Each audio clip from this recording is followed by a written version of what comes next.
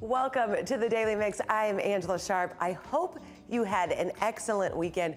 There was a lot going on this weekend, and with the time change and everything, I feel like I still kind of need a nap.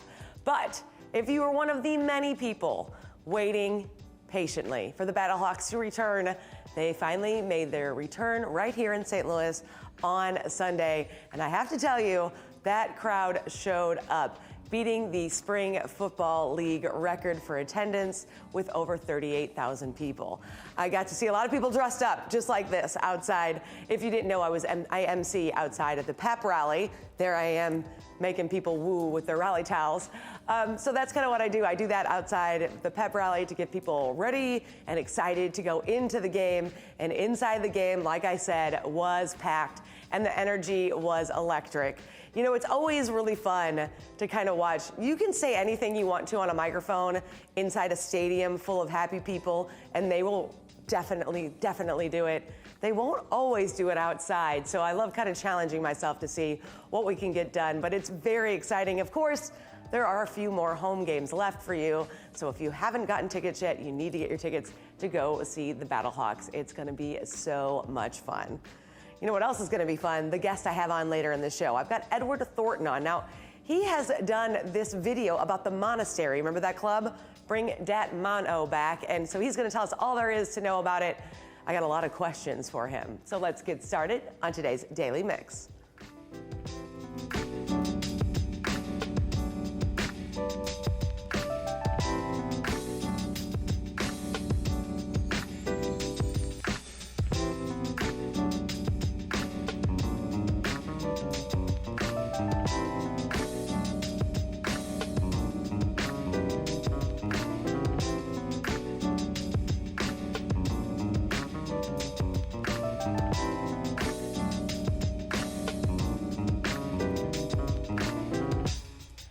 The Voice is back on NBC, and if you watched the season opener last week, then you got to see St. Louis singer Neil Salsich start the show off with a coveted 4-chair turn. Now that's pretty exciting. The guitarist and vocalist from the St. Louis band The Mighty Pines got all of the coaches' attention with his performance of Hank Williams' Honky Tonk Blues. He ended up choosing Blake Shelton as his coach, and we're definitely excited to see what this season has in store for him. That's pretty cool. I love seeing St. Louis people on shows like that, and of course getting recognition. Everybody loves that.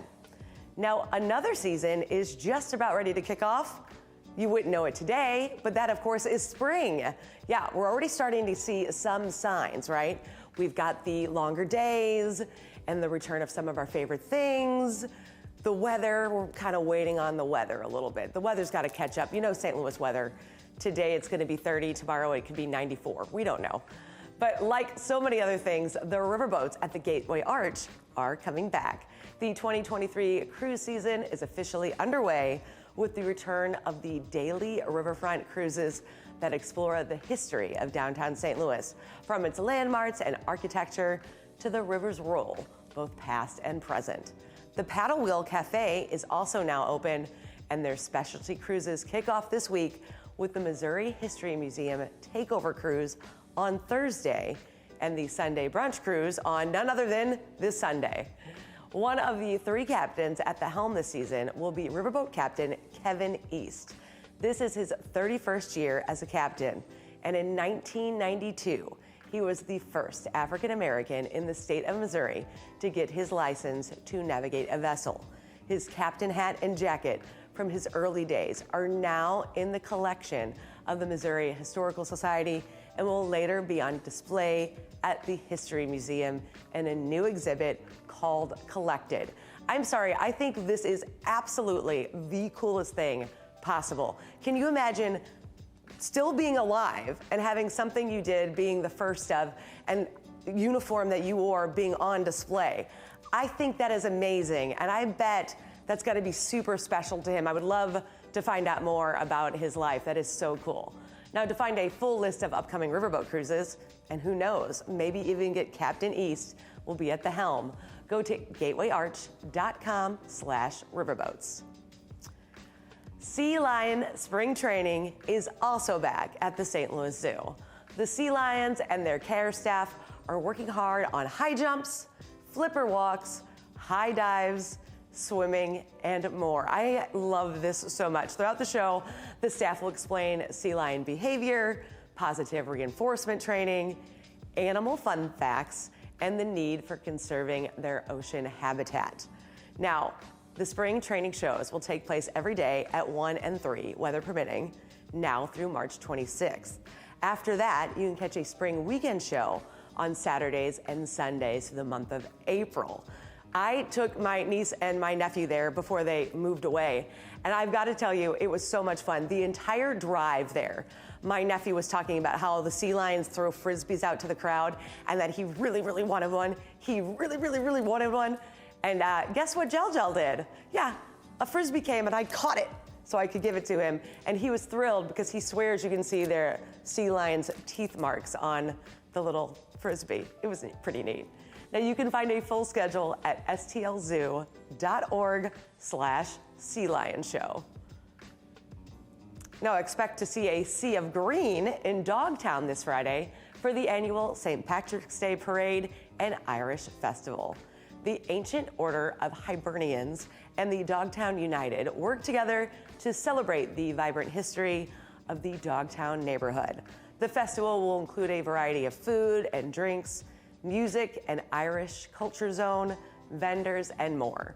More than 90 floats can be seen in the parade with Irish dancing, music, and salutes to Irish history and culture. The festival kicks off at 9 a.m. and runs through 6 p.m., and the parade starts off at 11. I have to tell you, if you've never been to the Dogtown Parade, you need to go.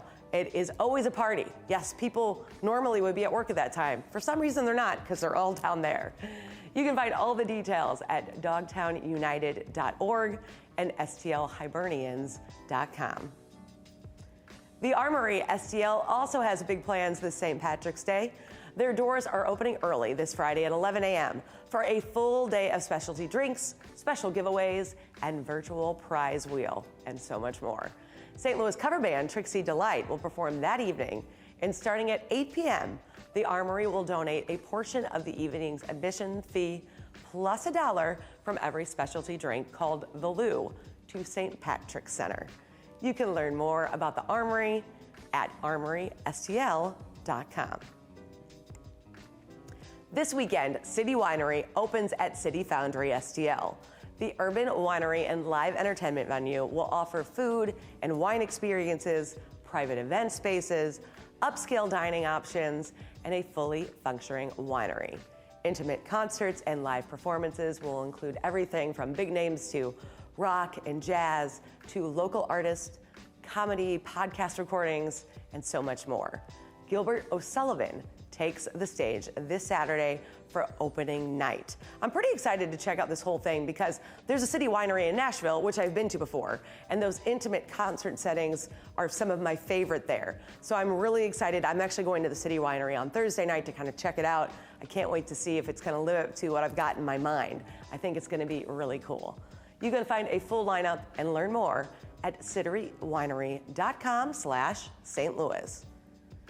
All right, now I talked about him in the top of the show. I've got my friend Edward Thornton coming on here. He's got this awesome kind of movie script, like a movie he did about the monastery. Check out this trailer, Bring Dat Mono Back.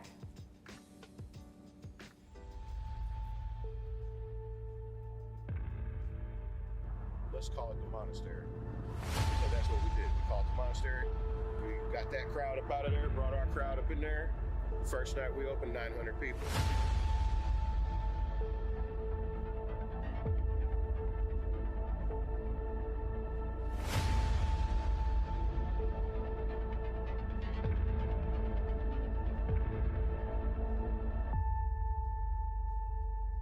The Mono, they started calling it the Mono. Only because it started at the Mono. Really, I'm not even going to try to show it, but just really a really unique dance that I hadn't really seen anywhere else. Doing the mono is just like, there's not really one particular set way to do it. Like, everybody kind of adds their own little twist.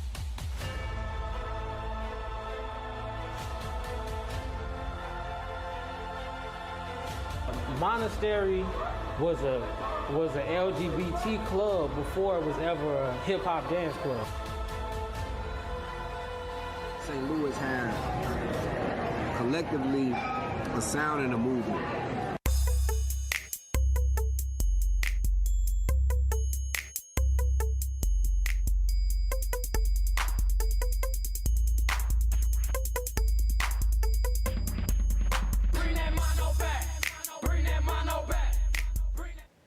And now, of course, I am joined by Edward Thornton. Okay, thank you so much for joining me today. Thank you for having me. I'm excited about this, but you got to tell us, you were sitting at home one day. Well, why did you want to make a documentary on the monastery? Well, I wanted to make a documentary on a monastery just to highlight STL culture. I feel like this is a special part of and a unique part of STL history that hasn't been documented. You look online, there's no videos, there's no articles, nothing. And it's such a big part that I felt like, hey, I had to put it out there. So I brought that mono back. You brought that mono back. I like that. Back. How long did the monastery, how long was that functioning for? Well, I'll say the monastery was functioning for about a good 10 years. 10 years. At least 5 of those years were like amazing, some of the best times that people in St. Louis like probably ever had. So the nostalgia from the club and the nostalgia from the dance that still carries on today is kind of like what made me do the documentary. Okay, well, I love that. But for somebody watching, now I feel like a lot of people in a certain age range know what the monastery is. But for those people that maybe are a little younger, a little older, can you kind of put into a nutshell what the monastery is and was? Okay, so the monastery was a nightclub in East St. Louis. And I want to give East St. Louis their credit because it was in St. Louis, East St. Louis. Now, me personally, I look at East St. Louis and St. Louis as almost the same thing because I grew up on the south side. It's literally like 5 minutes away. Who cares, you know? Right, for sure. So basically, it was an East St. Louis club, and it was just like this really big club on the east side that was like a nightclub, and it went on to like maybe 5 o'clock in the morning,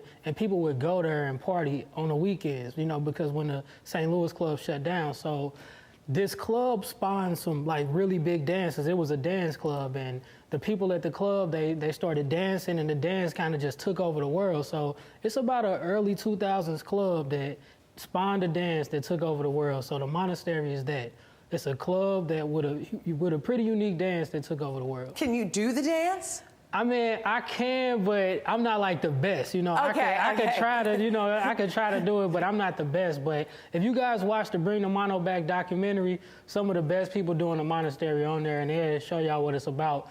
And we also want people to know that it's called the monastery because people worldwide, they call it the chicken head, when really people here, they know where it come from, so it's called the monastery. So the dance that started at the monastery kind of took over. It took over. And so other places, they're calling it the chicken head. Yeah, they call it the chicken head. But people in St. Louis call it the monastery, they call it the Nina Pop. It's actually this dance that evolved. It started as the chicken head because it came out to a song called the chicken head. Then it transitioned into a dance called the bag back, and then it transitioned into a dance called the Nina Pop, but people just call it the monastery because the collective of all of those dances were done at the monastery. So done right there at the monastery. Yep. When you were researching and interviewing people for this documentary, is there anything that really hit you that you were surprised to learn? Yeah, actually, I was surprised to find out that it was started by the LGBT community. So you know, I've seen people doing this dance my whole life, and I really never know where it came from. So by interviewing the people that started it, like the owner of the club, the host of the club, they were like, yeah, it started by a group of LGBT guys that used to show up because the monastery was actually a LGBT club before it was ever a hip hop dance club. Oh. So they showed up, and you know, they just continued traditions, and they danced their heart out, and they came up with the mono. I love that. Now, Yeah. I'm sure you've received some feedback already, even though it's not technically debuting until the 14th, but what was the feedback you've heard? So from the feedback I've been hearing, people are like really excited about it. People are happy to know that somebody like actually did it. Of course, there's a few people they want recognition or something like, hey, I created the dance, but listen, at the end of the day, I just wanted to do this for St. Louis. This for St. Louis. I'm not even really in the documentary, you know? So I'm really doing this to preserve the history of St. Louis and to show people like we have a lot more to offer than what people think. Like you see other cities with their popular dance moves. I want people to see that St. Louis has popular dances that they started here and they took off over the world. So I did this for the city. and I want everybody to enjoy it, and it's amazing. Well, in the documentary, you interview a couple of people just that I noticed in the trailer that are kind of big names, DJ Chaos, Shorty. When you approached these guys to talk to them about the monastery, were they excited to talk about it? Man, everybody that talked about the monastery, it was like something they was waiting to get off their chest. It was like, I mean, anybody, that's why when people said anybody could have started this, because everybody was so willing and eager to talk about it, because you talk about some of the fondest memories people had, you know, so they ready to talk about it, they ready to go in depth. You look at the documentary, I got some great interviews because people, they really passionate about the monastery. So yeah, so all of those people from Shorty, he stopped and he talked to me. Chaos, hey, shout out Chaos. I really appreciate you for doing that. And everybody that was part of the documentary, from Sabrina McPhail to all of the filmtographers that worked with me and all of the creative team, I want to thank everybody, because without y'all, I would have never been able to do this. I love it. Well, let's talk a little bit about the filmmaking, because you own Street Genius, but you're kind of also a filmmaker. Okay. So walk me through that aspect of it. So the aspect of it was this, like, I consider myself to be a doer, right? So I just did it. Like, I literally just, I didn't even have a camera when I first did this. I was just calling people I knew with cameras, and they'd show up. I set up interviews. After a while, I bought a camera. So my doer spirit just kept doing until I finished it. Like, that's it. Like, it was pretty much that. Well, I have to tell you, the trailer looks absolutely amazing. Shout out Visual Plug on the trailer. She shot it for me. Okay, so like, that looks absolutely amazing. So I'm assuming the rest of the movie is just as amazing, and you're going to learn a lot. If you went to the monastery, you might be able to kind of take a trip back in time, if you will. Yeah. And if you never went, you're going to learn a lot of information. So the documentary is amazing. It's full of information. If anybody don't know nothing about St. Louis culture, I even gave a little brief history of St. Louis. They're going to find out a lot. If you don't know about the monastery, you're going to find out everything you need to know about the monastery. And yeah, it's pretty dope. I'm just so happy that I was able to complete it, because I had a timeline that I wanted to do it in, and I was able to reach that goal. So. Right, so you are going to be debuting this on your website on 314 Day. On 314 Day. Which is perfect. Yeah, I couldn't pick a better time, because that was the actual day I started filming too, because they had a Bring That Mono Back party last year on 314 Day. So I went there and got some footage, and I was like, bring that mono back, even though I do got the song Bring the Mono Back. So it's also a song, and it's a documentary now. So I just thought about it. I'm like, this would be a great documentary. So yeah. So you went out there on that day, and now it's happening. It's so done. And down the line, it's probably going to be on Apple and Amazon Prime and all those ones that you have to. It's going to be on Amazon Prime, Apple TV, like a bunch of different distributors. But right now, I want to just have it out for the people in St. Louis on a certain day, because by me being a first-time filmmaker, I'm still learning now all of the processes. So some of the stuff, like, I didn't know that they don't really honor deadlines like that. So what I'm learning now is that, you know, with the timeline I had, I'm happy I got it done. So I'm able to release it right now, 314 Day, to the people, and I'm happy about that. Well, let's tell everybody where they can find it on your page. So you can go to streetgenius.net, www.streetgenius.net, and you will find it right there on my website. All of the links will be available. All of the new links and the distributors that pick it up, I'm going to be able to put them on www.streetgenius.net as well. So support the movement. We got the Bring the Mono Back shirts and hoodies and stuff like that. Check them out, y'all. Let's bring the mono back. It's 314 Day. I love that. Now, you also have your own personal Facebook, YouTube, Instagram, all those pages. So tell people where they can follow along with you. Maybe they're interested to see what you're doing. IG, Street Genius _, Twitter, Street Genius, almost everywhere is Street Genius _ except YouTube, which is just Street Genius. Just Street Genius. And we have actually all those right there on your screen right now, so you can kind of follow that along. But if you want to see this, you can watch it starting tomorrow on 314 Day, and I'm sure you'll have it up for a while where people can actually watch Bring That Mono Back. Now, do you think they'll be able to bring back the monastery? I hope so, because like when I did the song, they actually brought back the club. So now it's up to y'all, St. Louis. What y'all gonna do? I put it out there. I'm the catalyst to let people know we gotta start supporting our own stuff. We got amazing culture here in St. Louis. We do everybody else's culture. Like, you know, Memphis, they got this new dance that they do, but it's not new. I've seen Country Black doing that dance 10 years ago. So I'm telling y'all now, bring that mono back. We're playing. Quit playing. Bring that mono back. You got to show me a little bit of this dance. I mean, you said you're not good at it, but I'm going to try to do it with you, and I'm going to look even more stupid. So it'll be great. I mean, it's just like, you know, it came from the chicken head, so people do it like that, you know. But it's so many different ways to do the monastery, and I don't want to do it a disservice because there's so many people that they specialize in it and they make fun of people for doing it. So I can only do it like Murphy Lee and them was doing it in them videos that made people not like it. But just know that it's amazing. It's a dance that I think everybody gonna do, and it's all about. It's like a vibe dance. That's all. It's so many different ways to do it. There's no set way. I love it very much. Definitely check Edward Thornton out and streetgenius.net so you can check out Bring Dat Mono Back and maybe eventually bring back the monastery. I think that'd make a lot of people happy. Everybody loves to be able to take a little trip back if they went, right? If they're a little older now and they went back, you get to go be a kid again for a little while, and that's a good thing to do.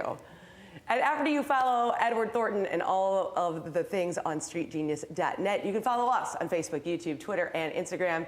You can drop us a line at thedailymix@stltv.net. We want to hear from you. That's going to do it for the Daily Mix, but keep it right here on STL TV and Experience St. Louis. I'll see you next time.